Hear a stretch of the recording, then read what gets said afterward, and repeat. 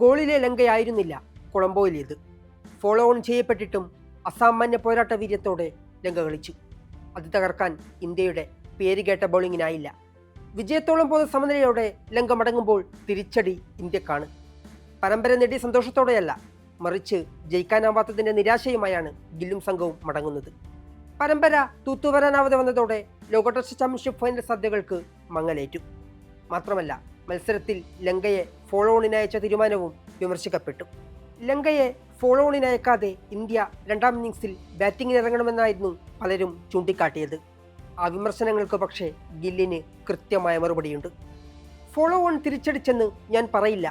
4-ാം ദിവസമോ 5-ാം ദിവസമോ മോശം കാലാവസ്ഥ ഉണ്ടാകാനുള്ള സാധ്യത കണ്ടിരുന്നു. ഞങ്ങൾ ആ റിസ്ക് എടുക്കാൻ ആഗ്രഹിച്ചു. മാധ്യമപ്രവർത്തകരുടെ ചോദ്യങ്ങൾക്ക് ഗിൽ ഇങ്ങനെ പറഞ്ഞു വെക്കുന്നു: ഞങ്ങൾ 4-ാം ദിവസം വീണ്ടും ബാറ്റ് ചെയ്ത് 200 റൺസ് എടുക്കുകയും അവർക്ക് 400 റൺസിനടുത്തുള്ള ലക്ഷ്യം മുന്നിൽ വെക്കുകയും വേണമായിരുന്നോ? അതോ ഞങ്ങൾ അവരെ ഫോളോ ഓണിന് അയക്കണമായിരുന്നോ? ഞങ്ങളുടെ തീരുമാനം ഇങ്ങനെയായിരുന്നു. ഞങ്ങൾ ഫോളോ ഓൺ നൽകിയില്ലായിരുന്നെങ്കിൽ, മഴ പെയ്തിരുന്നെങ്കിൽ എന്തുകൊണ്ടാണ് നിങ്ങൾ ഫോളോ ഓൺ നടപ്പാക്കാത്തതെന്ന് നിങ്ങൾ ചോദിക്കുമായിരുന്നു. ആ സാഹചര്യത്തിൽ സാധ്യമായ ഏറ്റവും മികച്ച തീരുമാനമെടുക്കേണ്ടതുണ്ട്. അതിനാൽ ഫോളോ ഓൺ തിരിച്ചടിച്ചെന്ന് ഞാൻ കരുതുന്നില്ല. ലങ്കയുടെ പോരാട്ട വീര്യത്തെ അഭിനന്ദിക്കുന്നു, ഗിൽ തുറന്നു പറഞ്ഞു. ലങ്കയുടെ ഒന്നാം ഇന്നിംഗ്സ് 290 റൺസിന് അവസാനിച്ചതോടെ ഇന്ത്യക്ക് 213 റൺസ് ലീഡ് ലഭിച്ചിരുന്നു. ഇതോടെ ലങ്കയെ ഫോളോ ഓൺ ചെയ്യിക്കാൻ ഇന്ത്യൻ ക്യാപ്റ്റൻ ശുഭ്മാൻ ഗിൽ തീരുമാനിക്കുകയായിരുന്നു. എന്നാൽ രണ്ടാം ഇന്നിംഗ്സിൽ ലങ്കൻ ബാറ്റർമാർ ചെറുത്തുനിന്നതോടെ പരമ്പര തൂത്തുവാരാമെന്ന ഇന്ത്യയുടെ മോഹം പൊലിഞ്ഞു. ഒന്നാം ഇന്നിംഗ്സിൽ സെഞ്ചുറി നേടി ലങ്കൻ ഇന്നിംഗ്സ് കരുത്തായ സോണൽ രണ്ടാം ഇന്നിംഗ്സിൽ 133 റൺസോടെ പുറത്താവാതെ നിന്നു. അതോടെ ഇന്ത്യക്ക് കനത്ത തിരിച്ചടിയേറ്റു. പസിന്തു സൂര്യഭണ്ഡാര, കമിന്ദു മെൻഡിസ്, കേശാര നുവന്ത, കമിൽ മിഷാര എന്നിവരും പൊരുതി. മെൻഡിസും സൂര്യഭണ്ഡാരയും 3-ാം വിക്കറ്റിൽ 115 റൺസും ദിനുഷയും നുവാന്തയും 7-ാം വിക്കറ്റിൽ 112 റൺസും കൂട്ടിച്ചേർത്തതോടെയാണ് ലങ്ക കരകയറിയത്. ലങ്കയ്ക്കെതിരായ പരമ്പര തൂത്തുവാരി ലോക ടെസ്റ്റ് ചാമ്പ്യൻഷിപ്പ് പട്ടികയിൽ മുന്നേറാമെന്നതായിരുന്നു ഗില്ലിൻ്റെയും സംഘത്തിൻ്റെയും പദ്ധതി. എന്നാൽ രണ്ടാം ടെസ്റ്റ് സമനിലയിൽ കലാശിച്ചതോടെ ഇന്ത്യക്ക് തിരിച്ചടിയേറ്റു. പോയിന്റ് ശതമാനത്തിൽ ഇടിവും സംഭവിച്ചു. ടെസ്റ്റ് ചാമ്പ്യൻഷിപ്പ് പോയിന്റ് പട്ടികയിൽ ഇപ്പോഴും 5-ാം സ്ഥാനത്താണ് ഇന്ത്യ. ബംഗ്ലാദേശിനെ മറികടക്കാൻ ഇന്ത്യക്കായിട്ടില്ല. ലങ്ക 6-ാം സ്ഥാനത്തും തുടരുന്നു.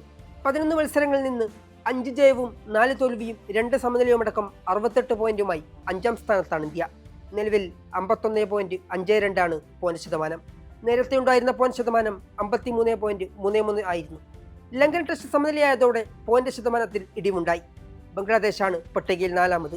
ഓസീസിനെതിരായ ടെസ്റ്റ് തോൽവിയോടെ പോയിന്റ് ശതമാനം 55.56 കൂപ്പുകുത്തി. ന്യൂസിലൻഡ് 3-ാമതും ദക്ഷിണാഫ്രിക്ക 2-ാമതുമാണ്. കിവീസിന് 72.22 പോയിന്റ് ശതമാനവും ദക്ഷിണാഫ്രിക്കയ്ക്ക് 75 പോയിന്റ് ശതമാനവുമുണ്ട്. പട്ടികയിൽ തലപ്പത്ത് ഓസ്ട്രേലിയയാണ്. 10 മത്സരങ്ങളിൽ നിന്ന് 8 ജയവും 2 തോൽവിയുമായി 80 പോയിന്റ് ശതമാനമാണുള്ളത്.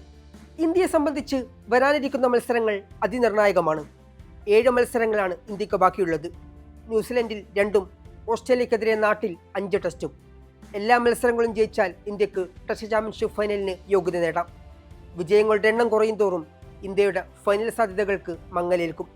മാത്രമല്ല, മറ്റ് മത്സരഫലങ്ങൾ കൂടി അനുകൂലമാകേണ്ടതുണ്ട്. ഗില്ലും സംഘവും അത്ഭുതങ്ങൾ കാണിക്കുമോ എന്ന കാത്തിരിപ്പിലാണ് ക്രിക്കറ്റ് ലോകം.